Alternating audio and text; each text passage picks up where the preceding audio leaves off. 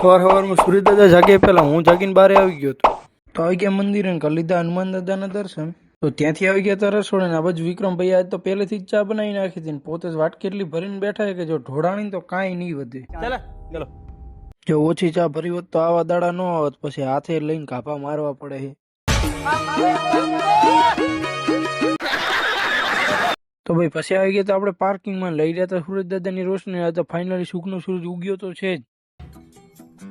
આ બાજુ વિક્રમભાઈ આજે થોડાક લેટ પડી ગયા હતા, પણ હવે જીજી ડોગીસભાઈ એમની રાહ જોઈ રહ્યા છે.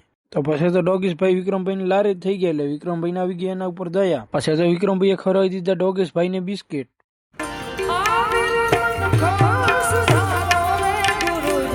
શાબાશ બેટા. તો આવી ગયા હતા રસોડે ને મહારાજે બનાવી નાખી હતી ચા. આ બાજુ મહારાજ તો કાંક વધારે જ આજ બીજી એવું લાગે. રાણો રાણાની રીતે જ છે. તો ભાઈ આપણે નીકળી ગયા હતા ઓફિસ ની બહાર ને આ બાજુ જોયું તો આજ તો વળી પાછા કાકા આવી ગયા હતા. કાકાને કીધું કા હમણાં 2-4 દિવસથી દેખાતા નતા. મને કે હું લગ્નમાં ગયો હતો.